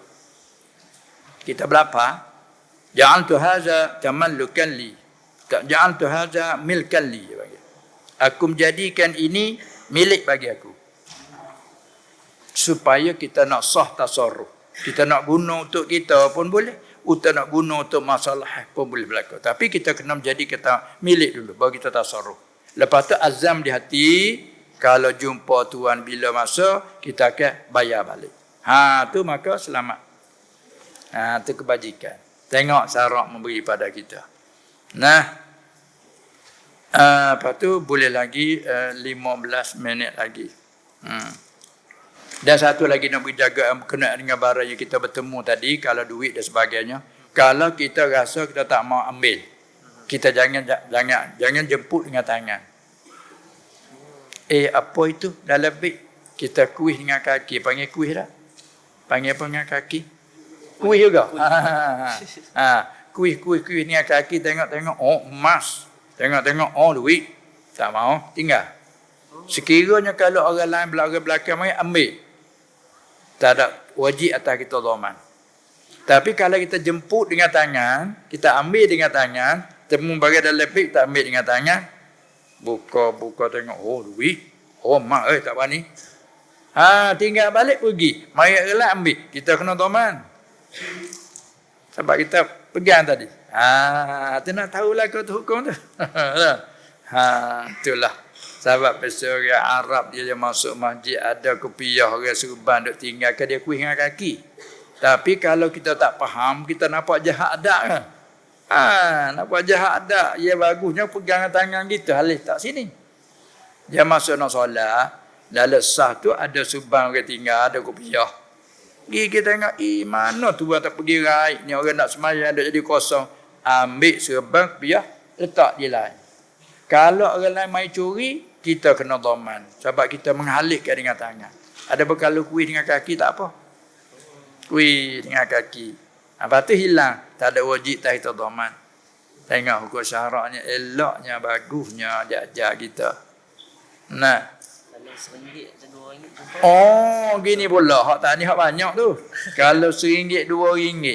RM1, RM2. Macam temu nasi kerabu, nasi berlemak gitu lah. Bertemu nasi lemak tengah jalan. Nasi siapa jatuh ni? Tak ada mengaku. Kau makan selalu. Sebab nanti kara dia rusak. Pak ada tua main mengaku, oh saya makan tak apa, ganti lain. Tak payah. Selesai. Begitu dah RM1, RM2. Dan kita hilang duit RM1 ni ingat pas minggu dah ke? Hilang RM1. Hilang RM1. Kalau kita kata ni ingat 10 bat lah. Oh hilang lah 10 kuk, 10 bat. Sebentar saya cakap, tak ada biar. Mari orang jumpa.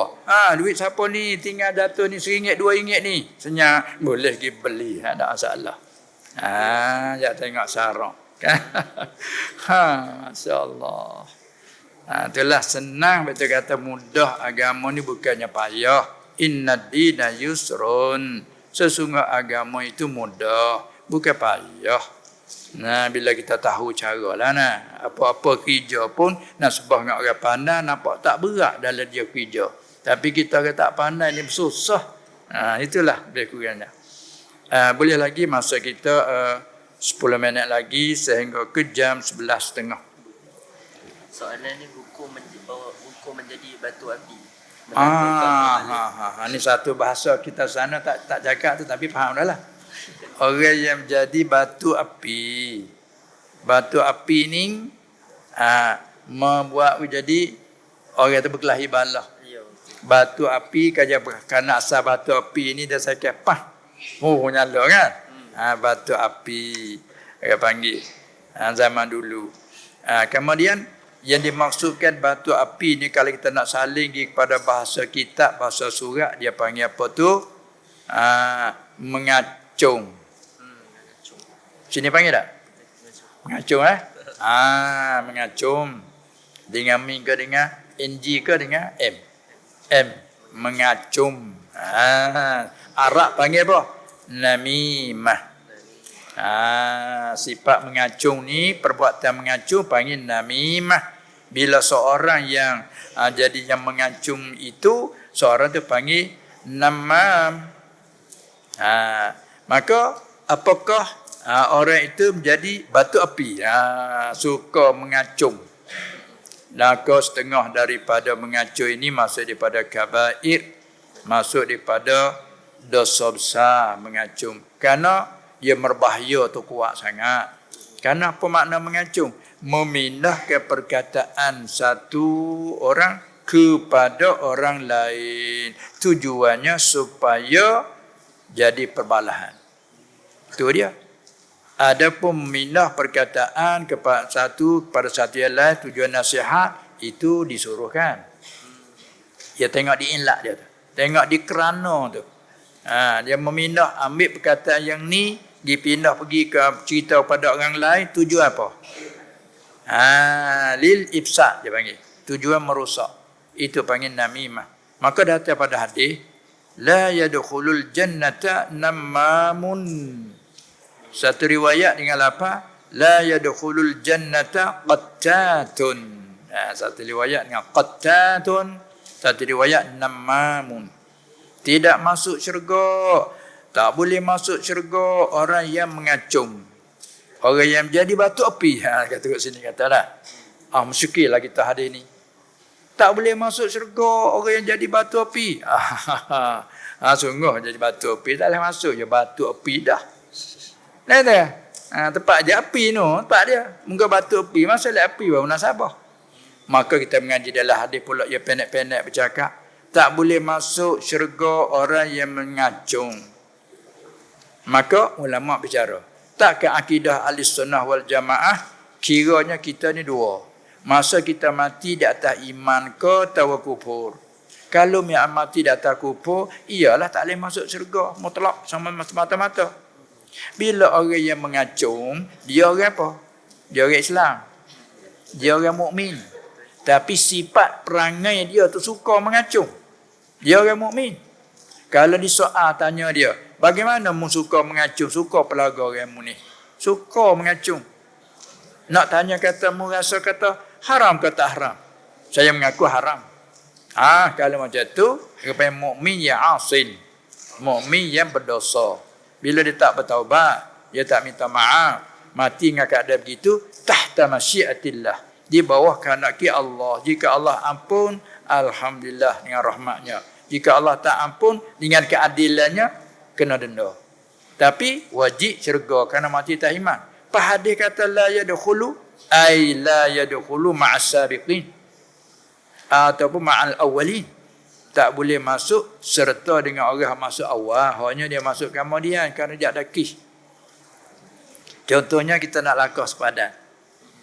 Nak lakas sepadan, nak pergi Mekah ke mana, nak lakas sepadan, kena cak pasport. Situ sebagai iman dulu tu.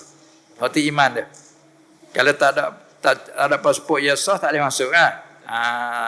Apabila sudah cak, maknanya boleh masuk dah kita. Boleh masuk dah ke negeri dia, ke negara dia, kerana dia cak lah. Itu boleh masuk. Tapi nak masuk, dia periksa barang pula tu. Tu bagi custom lah. Periksa barang dalam dapat ada barang salah. Kita berhak masuk kerana kita pasport kita sah. Kita berhak masuk dah bagi immigration selesai. Tapi bagi custom, tugas dia ni periksa barang. Tiba-tiba dia dapati barang yang salah undang-undang. Dia ni kena tahan. Betul tak? Kena tahan. Tapi dia ada hak masuk. Dia hak masuk tapi kes barang salah, dia kena tahan kes salah ni. Bercara. Timbul kemaafan. Sila. Tak ada kena mecak semula dah. Boleh masuk. Tapi jika tak cak, haram masuk. Haram masuk. Itu bandingnya sebab tu kita tengok dunia apa berlaku, jangan semata tengok dunia. Jadi akhirat. Berarti ad-dunya mazra'atul akhirah. Dunia, kita duduk dalam dunia, mata telinga duk tengok dengar dunia, tapi bukan sekadar dunia, terus pada jadikan contoh teladan bagi akhirat. Itu panggil hati yang hidup. Itu maknanya. Dan dalam Quran pun disebutkan namimah ni, wala tuti' kulla halafim mahin hammazim masya'im binamim. Ada. Ayat tu asal kata pada Walid bin Mughirah. Kerana salah satu sifat dia suka mengacung. Suka pelaga ke? Orang petani panggil pelaga ke? Sini cakap nak pelaga. Cakap juga dah. Jadi batu api suka pelaga orang kelahi balah. Maksud pelaga macam mana? Ambil perkataan si Khalid dirayak pada si Umar. Umar. Khalid kata kamu berat. Khalid lah, kalau mau dengar cerita. Khalid pun nak marah. Khalid nak marah, Khalid kata. Ambil Khalid pergi cerita pula ke yang ni. Ni panggil namim. Dan ayat kita selalu baca, wailul likulli humazatil lumazah. Humazah yang banyak mengumpat. Lumazah yang banyak mencaci, mempelagakan orang. Tu. Allah Ta'ala tak ada wail. Apa wail? Nama satu lembah lubuk di dalam neraka. Sekira kalau dipelari kuda 100 tahun tak lepas lagi luahnya. Wailun likulli humazatil lumazah. Al-lamz ada pula diartikan tengok sekaligus. Pandang hina. Itulah di antara ayat-ayat dan hadis-hadis yang menunjukkan bahawa bersifat dengan perangai jadi batu api sebagaimana di sini kata, ataupun dengan kata lain suka pelaga orang, dan dengan kata lain juga dia mengacung. Itu salah satu daripada dosa besar. Kerana itu bawa pada rusak, merusakkan. Sedangkan Allah Ta'ala kata la tufsidu fil ard, jangan kamu merusakkan dalam bumi. Setelah bumi itu suci, dia menyucikan oleh para nabi-nabi alaihi wassalatu wassalam, disambung para ulama menyuci, kamu jangan merusakkan. Maka ini setengah daripada ifsad, memindah suatu perkataan kepada satu orang ke seorang lain supaya lil ifsad, supaya merusak. Itu panggil namimah. Baik. Jadi masa tu masa tak ada lagi lah masa. Selagi hidup ada masa kita ni dah. Soalan ada lagi? Oh, banyak lagi. Kalau mihak pendek-pendek ya. Soalan dia, apa hukum seorang suami kahwin secara diam daripada isterinya sampai dia meninggal? Oh, Masya Allah. Ini susah sekali ni orang perempuan ni. Oh, apa hukum kata dia? Apa hukum seorang suami? Bila tu seorang suami dia ada isteri dah. Tapi bila sebut suami tu, suami hakiki bukan suami majak. Suami majak ni macam nak kahwin panggil dah suami tapi majak. Baru duk bertunang je. Si lelaki si Muhammad dengan si Aisyah tu. Nak kahwin bulan Rajab. Maka sekarang bertunang. Panggil dah suami isteri. Ni isteri saya, ni suami. Ya, ni akan jadi isteri ataupun akan jadi suami. Maka panggil suami panggil majad bi'atibari ma ya'ulu ilaih. Hak ni suami hakiki. Suami hakiki maknanya dia ada isteri dah. Tapi ni berkahwin diam-diam, bermakna kahwin satu lagi lah kan. Itu. Nak tanya apa hukum? Nak tanya hukum apa? Hukum agama ke hukum dunia? Kerana hukum ni undang-undang. Undang agama ke undang-undang negara? Baik. Undang-undang agama, hukum agama. Peraturan negara lain pula. Jadi kita maklumkan, bagi lelaki harus berapa? Bagi kita orang lelaki, fankihu ma taba lakum minan nisa'i mathna wa thulatha wa ruba'a. Kan? Itu dia. Maka ni tepat masalah senyap-senyap. Hati nak tahu situ. Tak usah tanya ke lain tu. Senyap-senyap sebab apa kita ingat senyapnya diam-diam? Sebab tak boleh bagi tahu. Kalau bagi tahu mana nak benar? Siapa nak benar? Dia kata matiku dulu. Nanti matiku dulu. Mati saya dulu. Itu dari segi apa dia kebenaran, apa dia nafsu seseorang. Tapi hukum syarak tu ya, tak ada syarat izin. Tak ada syarat izin. Cuma apa yang kata kita nak tilik pada keadaan, ketenangan. Itu. Kalau beritahu dulu, boleh. Mau nak satu lagi, saya tak ada apa-apa. Tapi syarat, buang saya dulu. Itu masalahnya. Kalau kita tak nak buang lah, kita nak tambah yang satu lagi. Maka hukumnya harus. Lepas tu peraturan nak jaga pula. Nanti kerana timbul masalah sangat. Orang duduk di mahkamah, dia tahulah. Orang jadi hakim, orang kerja bahagian ni. Pengaduan banyak sangat. Itu dan ini. Lalu itulah dibuat garis. Contoh macam ni. Antara lain seperti adakan taklid dalam lepas pada akad nikah ada taklid. Walha dalam syarat kita akad nikah jawab akad terima bila cukup syarat sah selesai. Apa boleh timbul kena taklid pula? Kerana pengaduan banyak sangat.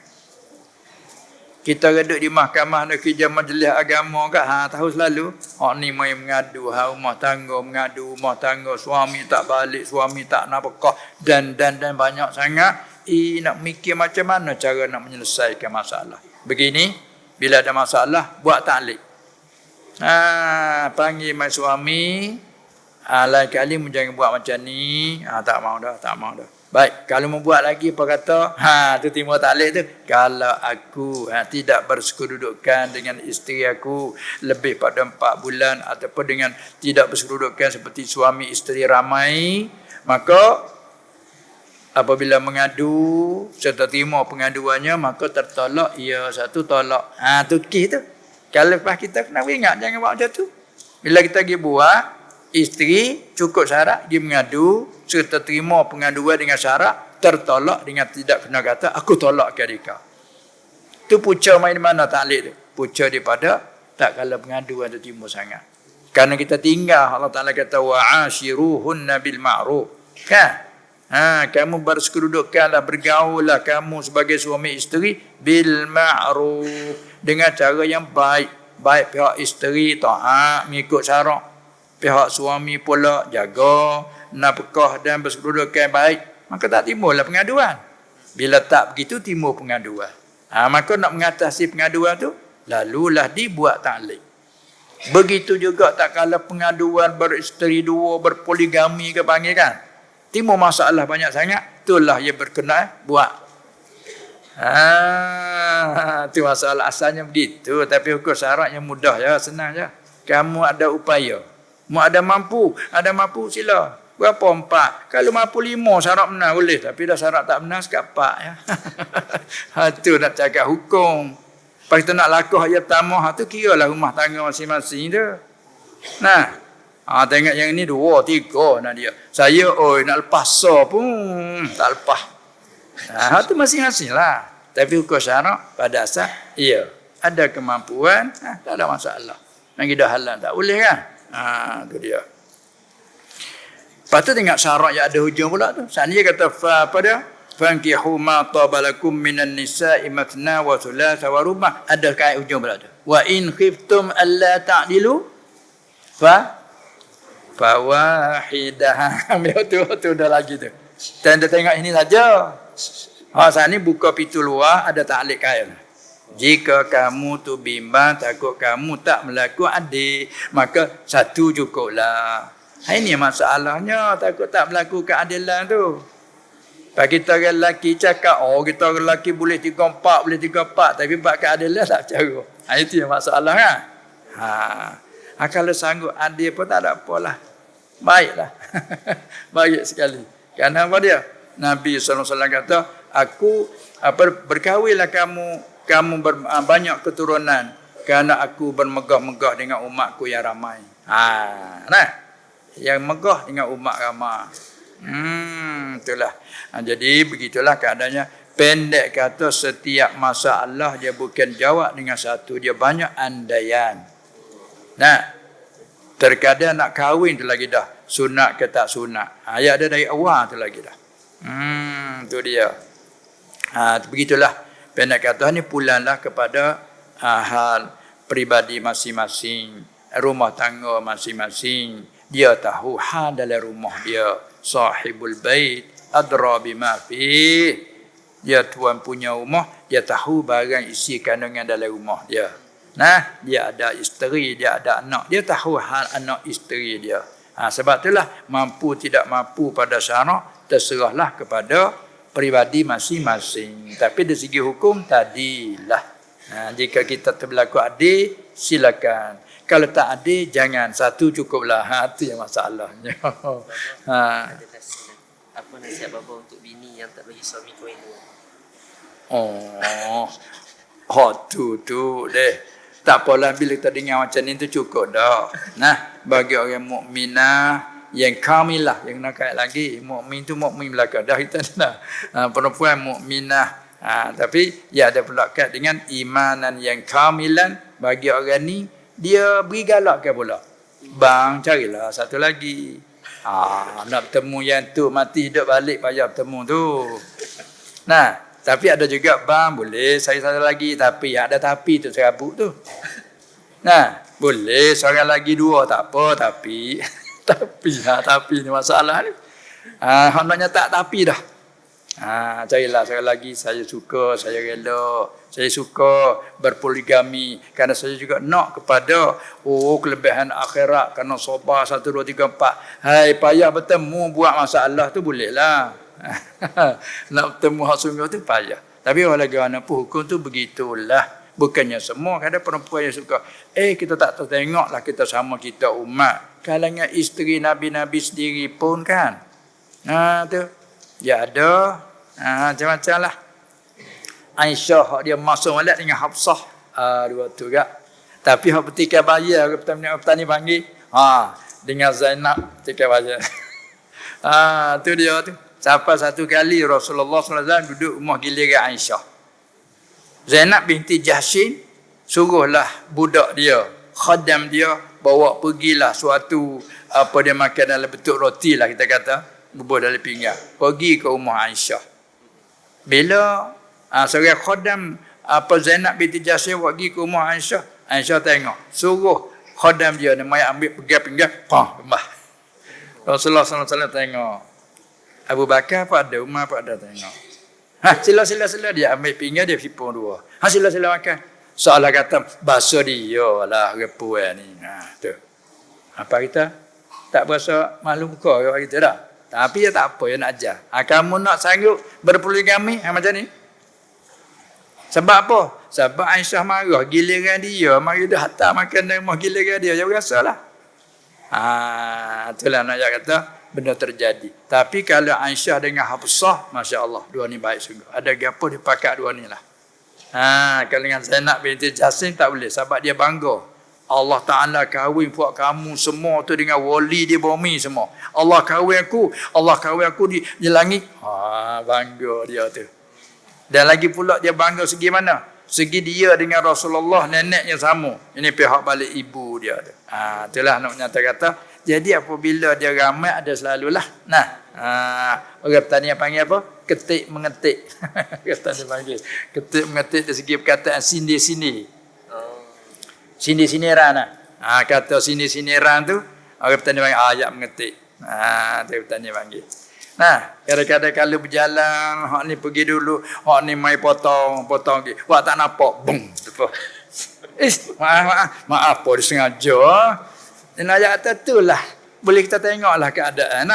Itu maka Rasulullah SAW bahasa dia, benda ni benda biasa. Itulah dia. Lepas tu rasanya cukuplah dengan akhir katanya. Pendek kata setiap masalah dalam kehidupan kita baik bersangkut paut dengan ibadat, bersangkut paut dengan muamalat kerja buat harian cari kehidupan dan juga bab bermunakahat, berumah tangga, bercerai-berai, iddah dan sebagainya, semua itu cukup dalam agama kitanya ada menyatakan. Sehingganya kalau setiap masalah yang berlaku, untuk nak jadi kau kena tengoklah andai jika begini itu masalahnya. Satu masalah banyak sangat porok-porok dia mari itu. Itulah di antara untuk nak tahu secara mendalami, naklah kita belajarlah sungguh-sungguh dalam ilmu syar'i. Dengan sekadar itu rasanya cukuplah. Dengan masa kita dah pun 11.40 lebih kurang rasanya cukuplah sekadar itu. Sekian saja, wabillahi taufiq wal hidayah wan najatu minan nar wal falah. Assalamualaikum warahmatullahi wabarakatuh.